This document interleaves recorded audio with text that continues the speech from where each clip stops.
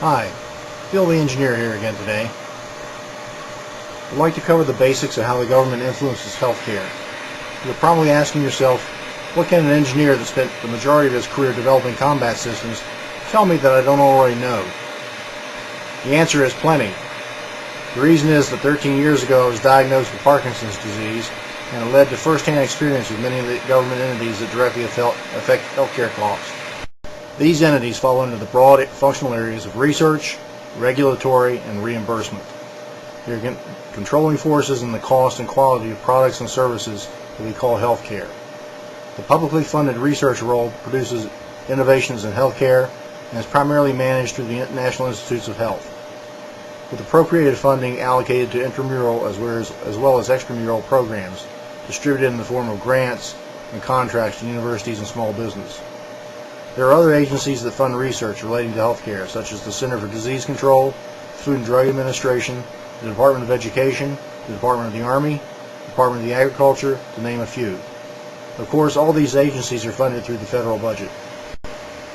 There is also independent research performed by pharmaceutical companies, medical device companies, medical equipment companies, information technology companies, etc., providing products that influence the cost of healthcare.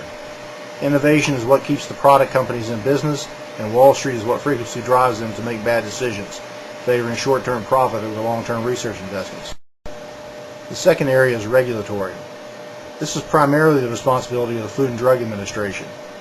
The FDA is responsible for approving and monitoring the safety and efficacy of pharmaceuticals and other medical devices such as electrical stimulators, catheters, implants, and so on. Also involved in regulatory oversight is the Department of Health and Human Services. The HHS is responsible for establishing the requirements for informed consent and research protocols, as well as the ethical treatment of animals in medical research. DHHS also establishes the requirements for the safeguard of medical information covered under the Healthcare Portability and Accountability Act that was passed near the end of the Clinton administration. The third functional area is reimbursement. The Center for Medicare and Medicaid Services administers these programs, including setting the reimbursement codes and schedule for services under these programs. Healthcare insurance companies use these codes as a starting point for negotiating reimbursement with healthcare professionals and other medical services. I like to think of these as the 4 R's driving healthcare costs. For those of you that are still awake and haven't turned off the video yet, you're probably saying, wait a minute, I only counted 3, research, regulatory, and reimbursement. Well, the fourth is risk.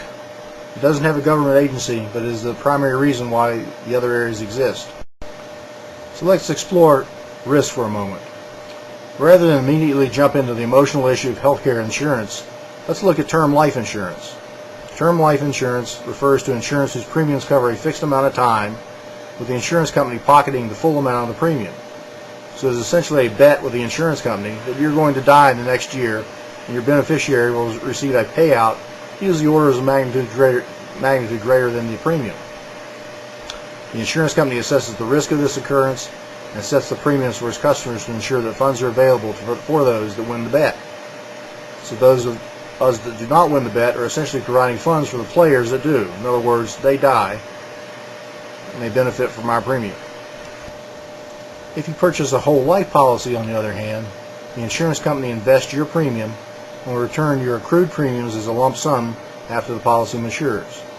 The insurance company makes money by investing your money. This represents long-term risk to the insurance company, especially in today's economy. As a result, whole life is much more expensive than term insurance, since you will get something back with interest.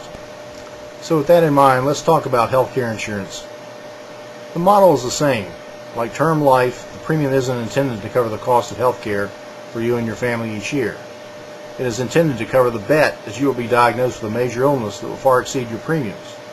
As risk mitigation, the insurance company pays for wellness checkups and medications to hopefully prevent us from winning our bet. For those of us lucky enough to have employer-provided health insurance, we don't have visibility into the total cost of health insurance, so we don't know the total cost of the individual premium. Since us baby boomers still make up a large percentage of the workforce, and we're getting to the point where we're beginning to show wear and tear, the risk that the insurance company will lose the bet is much higher, contributing to the increased growth in premiums. The whole point of telling you something that you already know is to remind everyone that you already pay for someone else's health care. They may be winning this sickness bet. Some employers are now offering an equivalent to whole life as a health care insurance option where the funds that you don't use are banked and accrue each year. But these are expensive and typically are more appropriate from young single individuals. These individuals are referred to as the invincibles in the Senate health care bill. These health accounts may be the future of employee-sponsored health care. Funds will accrue in your younger years to help defray the cost of additional services to cover family or yourself when the wheels start to fall off. Some companies have already eliminated pensions, replacing them with 401ks and matching contributions. A similar model may be in the works for health care. Since my wife tells me that my blogs are too long, I'll stop here and start picking apart this bureaucracy in future blogs. Instead of streamlining regulations, the Senate bill increases regulation to the point of specifying the plans that may be offered and the relative cost of premiums for each plan. As a quick review, there are three functional areas that affect the cost of health care, products and services. They are research, regulatory, and reimbursement. Associated with these functional areas are government entities.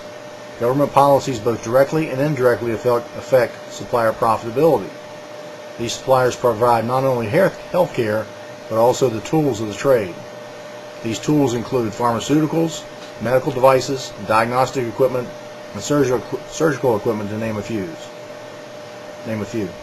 Yes, executive compensation at these companies has gotten way out of line, just like the rest of U.S. companies. But executive compensation is a separate, albeit a related issue. We need to keep in mind that innovation and profitability are key drivers in investing in research. Onerous regulatory requirements represent risks to these companies, diminishing their willingness to invest. So our quandary is how to balance over-regulation against subjecting ourselves to avoidable health risks, while continuing our history of innovation. In future videos, I will address how regulation and policy changes can reduce cost, as well as make more efficient use of existing funding. This is in contrast to the Senate bill that uses taxes to cover revenue shortfalls. As an example, the Senate bill levies an excise tax on medical devices. Of course, these taxes will be passed on to the consumer. So much for no tax increases. It's funny, but I don't consider a stent to open a blocked artery a luxury item. It's your money. I highly encourage you to view the Senate Finance Committee hearings on this subject at cspan.org. Once again, it's your money. Whether you're pro or con on this issue, you must be informed so we have a good product. Once again, thanks for your time.